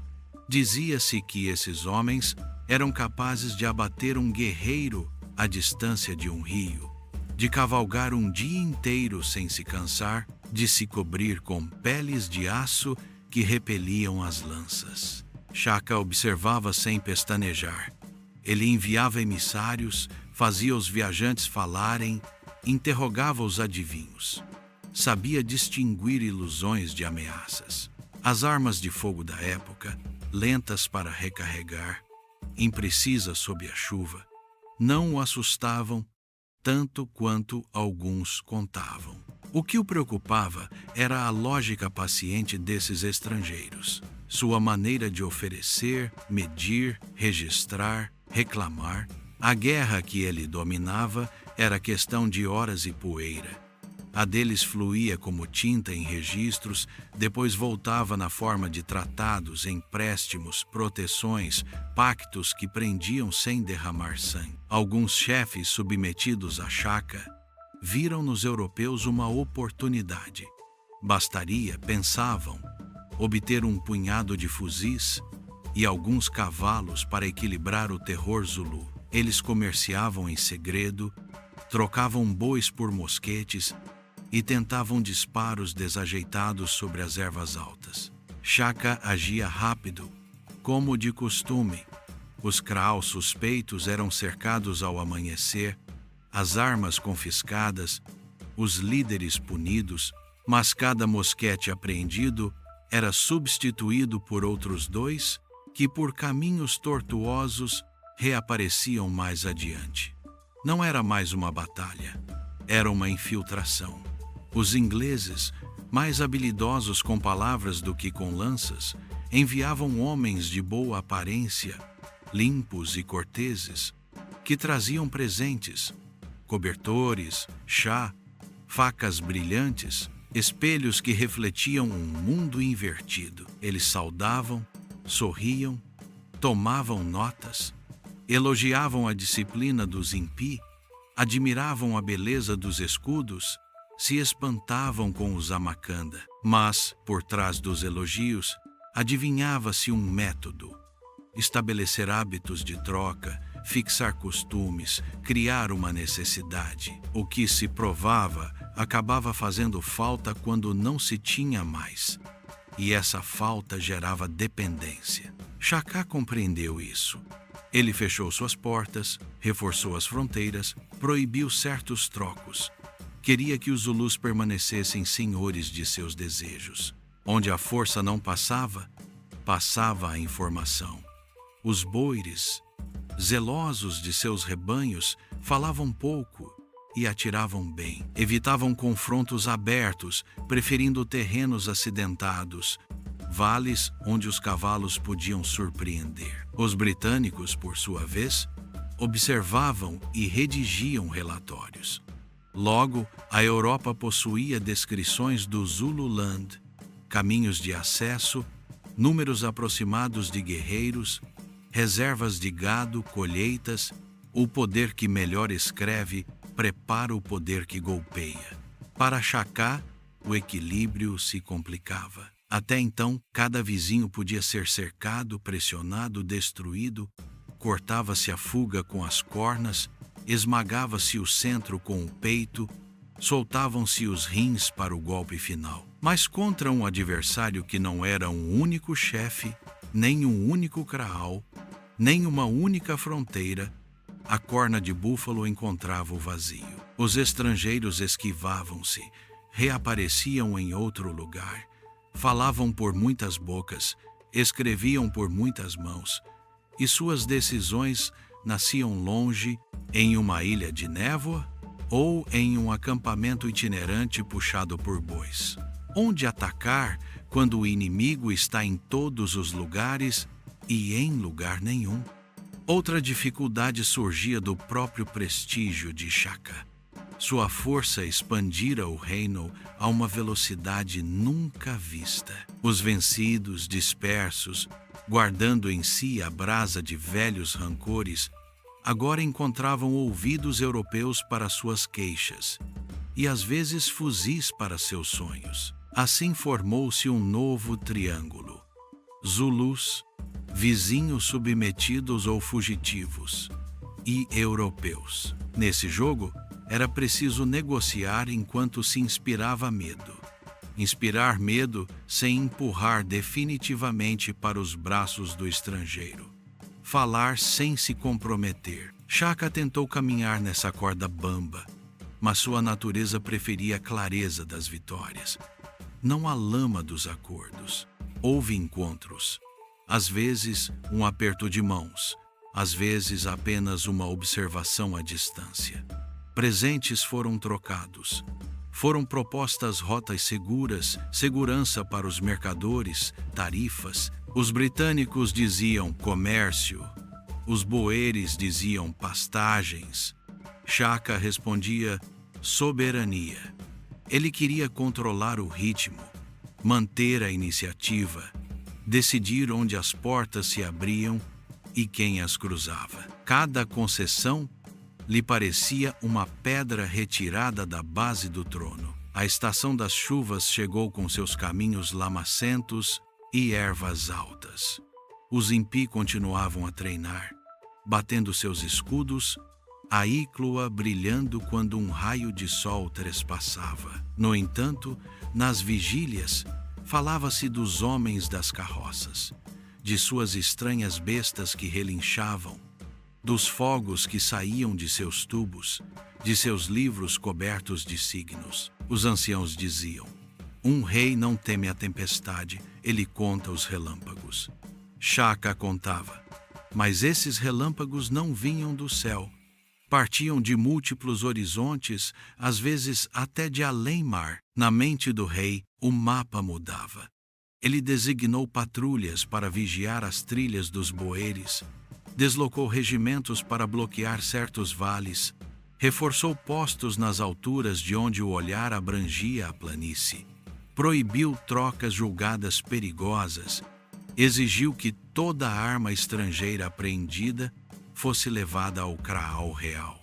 Mas a reatividade Zulu, fulgurante em um campo de batalha, chocava-se com a lenta obstinação de carroças que sempre voltavam, com a tenacidade de uma tinta que secava em páginas guardadas a salvo das estações. Sob essa pressão difusa, os equilíbrios internos mudavam ainda mais.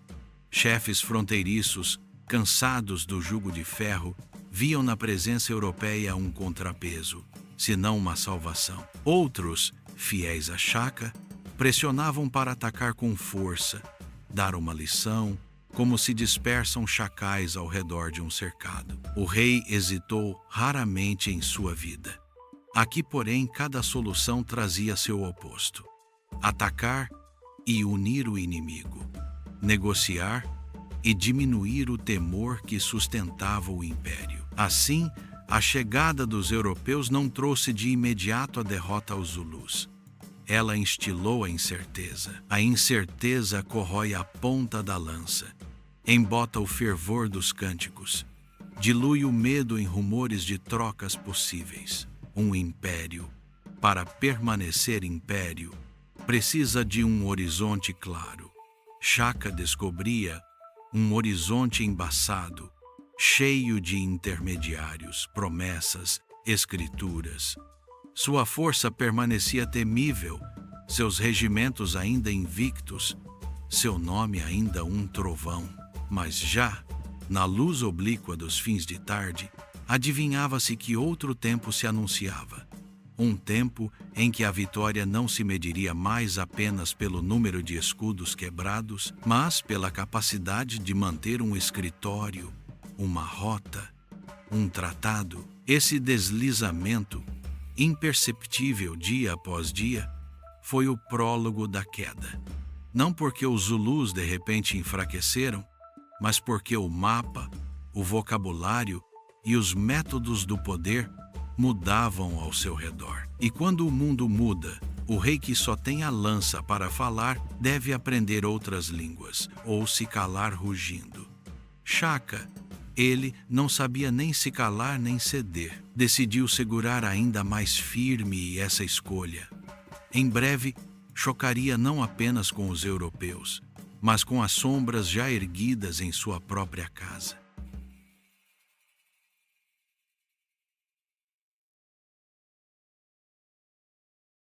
Parte 2.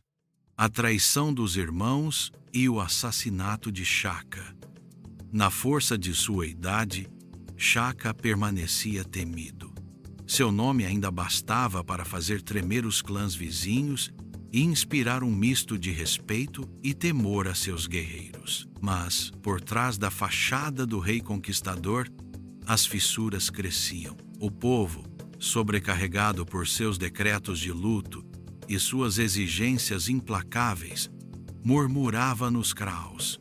Os chefes, exaustos de ver seus poderes reduzidos a nada, suportavam cada vez menos sua autoridade. E mais perigoso ainda, em sua própria família, seus meio-irmãos Dingane e Milangana preparavam a sombra da traição. Esses dois homens cresceram à sua sombra, por muito tempo eclipsados pela glória de Shaka. Aprenderam a se curvar, a fingir lealdade, a calar quando o rei trovejava. Mas em silêncio, observavam. Viam um soberano cuja paranoia crescia, que suspeitava de todos de conspiração, que punia sem medida. Viam, sobretudo, a oportunidade.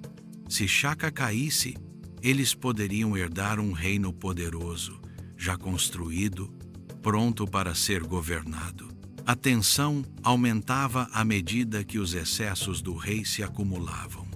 As proibições absurdas após a morte de Nandi marcaram os espíritos. A repressão das revoltas locais mostrava um soberano que golpeava seus próprios súditos tão duramente quanto seus inimigos. Os guerreiros, cansados de marchar sem fim, começavam a duvidar. Dingane e Milangana compreenderam que o momento se aproximava. O rei perdera parte da aura que o tornava intocável. O complô tomou forma no próprio Krau real. Os irmãos recrutaram cúmplices, entre eles Mbopa, um ex-oficial humilhado por Shaka, que nutria contra ele um rancor tenaz. Esses homens sabiam que o menor erro lhes custaria a vida, pois, mesmo enfraquecido, Shaka permanecia formidável. Mas estavam decididos. Era preciso atacar rápido, com força, e não deixar chance ao rei. O dia fatídico chegou em setembro de 1828. Shaka estava em seu kraal de Quaducusa, cercado por alguns fiéis. O rei, absorto em seus pensamentos, falava de enviar seus exércitos para novas campanhas, talvez até além das fronteiras já conquistadas. Suas palavras ainda traíam sua ambição desmedida, mesmo quando seu povo aspirava à paz. Para seus irmãos, isso era a prova de que o rei nunca pararia, que levaria seu reino à exaustão. Dingane, Malangana e seus cúmplices se aproximaram, fingindo deferência. Shaka, confiante em sua autoridade, não se precaveu o suficiente. Então, com um gesto brusco, os traidores sacaram suas armas. O rei, surpreso, tentou resistir. Disse que lutou com a força que sempre tivera, repelindo seus agressores, lançando gritos de desafio. Mas eram muitos. As lanças perfuraram seu corpo várias vezes. Shaka, o conquistador invencível, caiu sob os golpes de seus próprios irmãos. Segundo a tradição oral, suas últimas palavras ressoaram como uma maldição. Vocês pensam que me matam, mas não reinarão em paz. Meu povo não o seguirá com o mesmo respeito que me deu. Essas palavras, verdadeiras ou não, marcaram os espíritos. Elas davam à sua morte um caráter trágico, quase profético, como se o rei tivesse pressentido que seu legado sobreviveria à sua queda. O corpo de Shaka foi enterrado às pressas, sem as honras que deveriam acompanhar um soberano de sua envergadura. Seus assassinos tomaram imediatamente o poder, garantindo que ninguém pudesse contestar seu gesto. Dingane, mais ambicioso e habilidoso, logo afastou Milangana para se tornar o único rei dos Zulus. Mas, desde os primeiros dias, seu reinado foi marcado pela consciência desse crime original. Ele tivera que matar seu irmão para sentar no trono. A notícia da morte de Shaka espalhou-se rapidamente, abalando o reino. Alguns receberam o fim de seu reinado com alívio, esperando o fim dos excessos e decretos cruéis. Outros, ao contrário, choraram o grande rei, vendo em seu assassinato uma traição imperdoável. Os cânticos tornaram-se murmúrios. Os relatos oscilavam entre a admiração pelo conquistador desaparecido e a desconfiança por aqueles que o substituíram. A traição dos irmãos não acabou com o reino Zulu, mas lhe tirou a aura invencível que Shaka lhe dera. Agora, os Zulus eram governados por homens que provaram que podiam matar seu próprio sangue pelo poder. A lealdade, que fora a pedra angular do império, rachava. O tempo das conquistas desenfreadas dava lugar ao das incertezas e fragilidades. Assim morreu Shaka, o filho rejeitado que se tornou rei, o exilado que se tornou conquistador, o menino humilhado que se tornou lenda. Sua morte, ocorrida não em um campo de batalha contra um inimigo estrangeiro, mas na intimidade de seu kraal, pelas mãos de seus irmãos, simbolizava a crueldade de sua era e a fragilidade dos impérios construídos sobre o medo e a força. Mas, além da traição, uma certeza permanecia: seu nome já pertencia à história e ninguém poderia apagá-lo.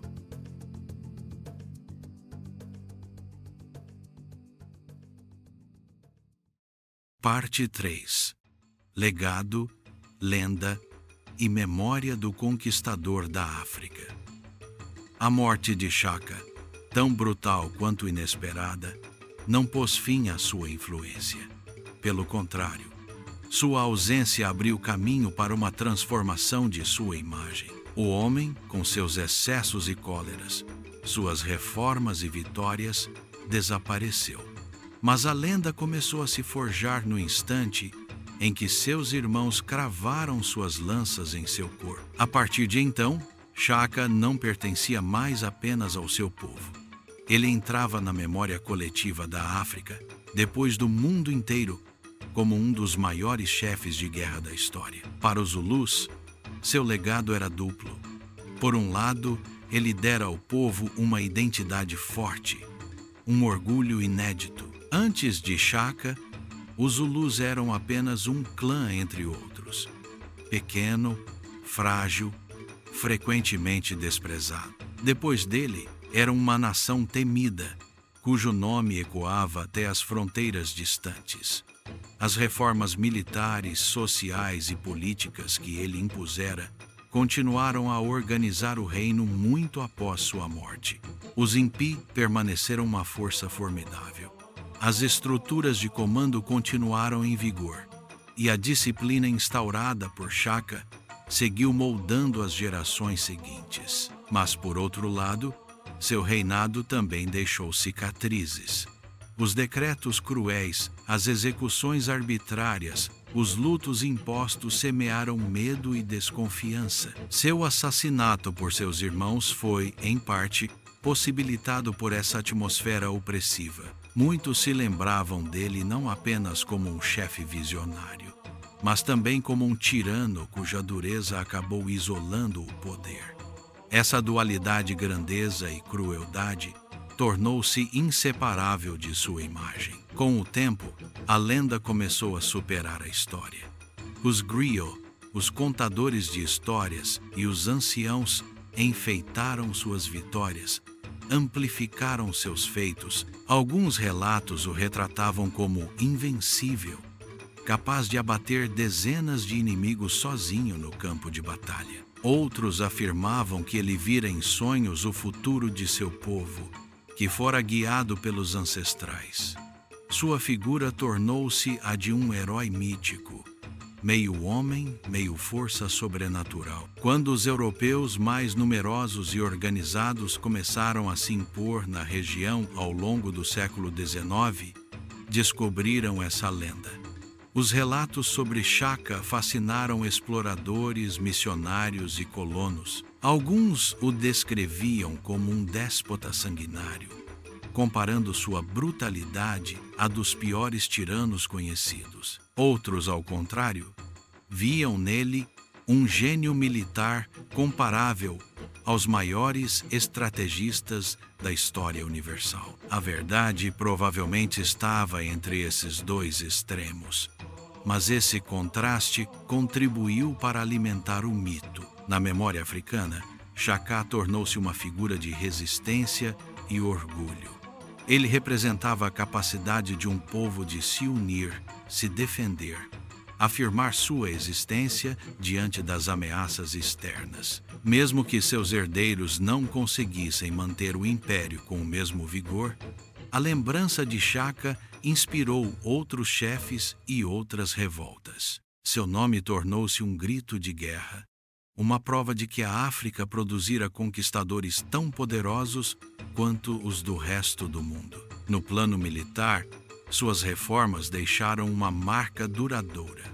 A tática da corna de búfalo, o uso da icla, a disciplina dos impi foram estudados, imitados, às vezes adaptados por outros povos. Até a chegada maciça de armas de fogo modernas, a organização militar inspirada por Shaka permaneceu uma das mais eficazes do continente.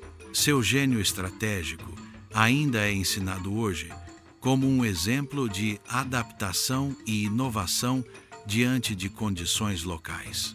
Mas além das armas e das vitórias, o legado de Shaka foi, acima de tudo, cultural e identitário.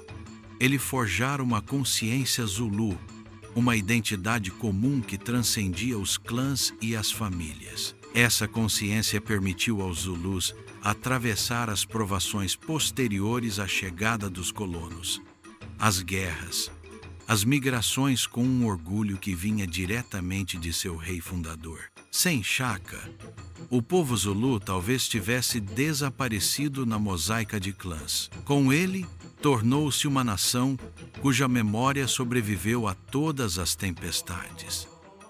Hoje, seu nome ainda ressoa. As estátuas erguidas em sua glória, os relatos transmitidos nas aldeias, os manuais de história que evocam seu reinado, lembram que Shaka foi muito mais do que um rei. Ele foi um símbolo de coragem, de transformação, mas também um alerta sobre os perigos do poder absoluto e da crueldade sem freios. Sua vida é uma lição tanto quanto uma lenda. Assim termina a história de Shaka Zulu, o conquistador da África. Do menino rejeitado e humilhado ao rei temido, do exilado sem futuro ao imperador construtor de uma nação, seu destino foi marcado pela dor, pela ambição e pelo gênio. Sua morte trágica pela traição de seus irmãos apenas reforçou sua aura. E seu legado, mesclado de luz e sombra, continua a habitar as memórias, como um eco que atravessa o século. Nas planícies do Zululand, quando o vento sopra e faz as ervas altas balançarem, alguns dizem que ainda se pode ouvir o rugido dos passos dos impi, o choque dos escudos, o grito dos guerreiros. É a sombra de Shaka que passa, lembrando a todos que a história nunca esquece os homens que mudaram o mundo. Obrigado por viajar no tempo e na história ao lado de Shaka Zulu. Se este relato lhe agradou, apoie o canal inscrevendo-se e ativando o sino para não perder nenhuma nova epopeia. Muitas outras histórias longas e imersivas o esperam, lendas e impérios que moldaram o nosso mundo. Até breve em mais uma Lenda do Sono.